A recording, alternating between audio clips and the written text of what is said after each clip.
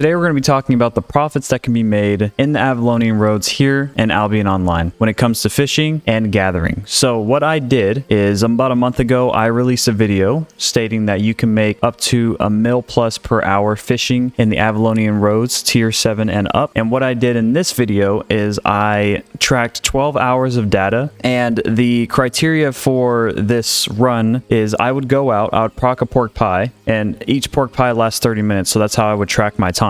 And while I'm out and about, I would collect anything tier 6 and up. So tier 6, 7. And if I had any tier 7 gathering, I would collect the 8 flat, because with a tier 7 tool, you can collect 8 flat. I can't collect tier 8 enchants, but with tier 6 you can collect flat 7 and you can collect enchanted 6, as well as I went out with a full fishing set on. So I have a full fishing set, Fort Sterling cape, I have a mobility weapon and invis pots. I also have pork pies that I brought, and these are the type of tools that I brought with me when I was doing the test. So I do have tier 7 skinning and tier 7 lumberjack, but the whole point of this was for those 12 hours I would eat the pork pie, I'd go out, try to find tier 6, 7, and 8 roads. And when I found a tier 7 or 8 road, I would go in there and only fish it. So as soon as I found any of those higher tier, just fish, because fish brings the most profit for this whole run, as well as I would bring a master fisherman's journal. So the goal is to find tier 7 and 8 roads so you can fish, but you can still collect all of the tier 6 resources, 7 and 8 if you do want to check nodes. But again, the fishing is going to be the most profitable part that you want to go for. And if you don't have 60 fishing, make sure to check out that video that I did post on getting your fishing up to 60 and getting that mil per hour. I do teach you in the video how to do it. You do eat the fish, you put auto learn on, because with tier 7 fishing you can catch tier 7 and 8 fish. So again, this is the outfit, and we did eat a pork pie, so we're going to eat this right now.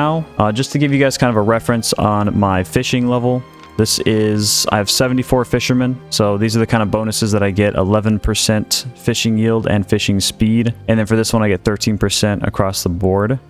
It's going to be 38 and 74, so I haven't put any more fish into leveling this up. One day I will take it to 100 and do some testing there. But this is the outfit I'm wearing. We're in the full fishing outfit again. Fort Sterling cape is for if someone has any catch, I can cleanse the crowd control effect like a Mace W that tries to grab me if someone is ganking. And then I also have invis pots as well as a moose.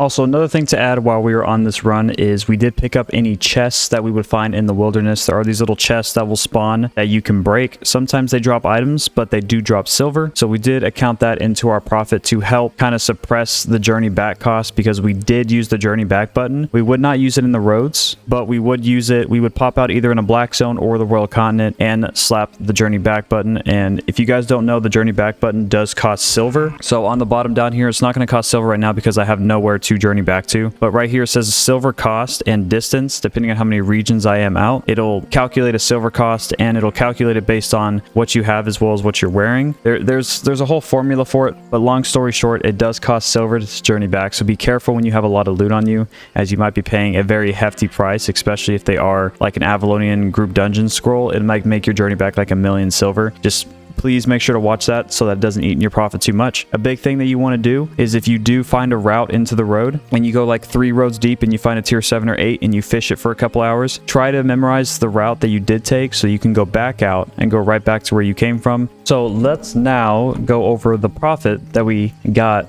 from doing this 12 hours of fishing.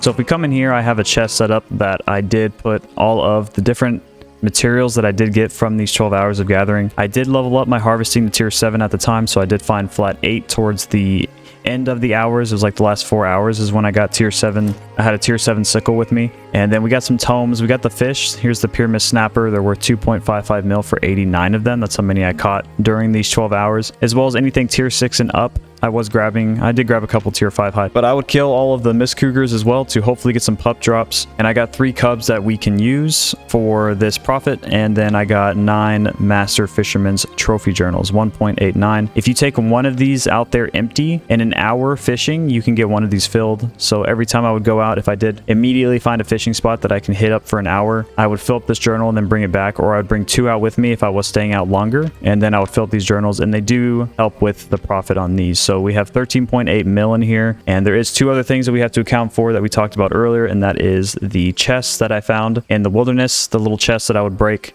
They didn't drop any items for me, but we did make 137,300 silver from those chests, as well as if we subtract our journey back cost, it set us back 260,700 silver, so roughly 260k for the journey backs. All of that calculates together, we made 13.67 mil in the 12 hours that we were fishing, and that accounts to 1.14 mil per hour, so we are above the mil per hour mark when we are fishing / gathering tier 6 and up. And fishing is tier 7 up, but gathering is tier 6 and up in the Roads of Avalon, so it's a very profitable method. But I just wanted to make this short video for you guys just to kind of showcase the profit that you can get from this, the outfit that I wear when I'm out fishing and what I use, and it's the most efficient method for me. As well as when we were out there, we only encountered 2 gankers, but we were able to get away because a lot of times in the roads there are some people that try to gank fishing spots, but less than more. It's in the outlands, you'll see tons of people getting ganked when they're fishing, but in the roads sometimes it's hard to find fishermen just because you have to actually search for the roads. So, you know, before the Beyond the Veil update comes out, this is going to be the profit that you will get. So if, you know, we're about 19 days out from the update coming out, so if you are watching this video and the update is out, this is going to be outdated data. I'm going to be doing some retesting once the update comes out of another 12 hours of fishing to see the profit difference as well as the gathering difference. But for now, if you're trying to make some more money before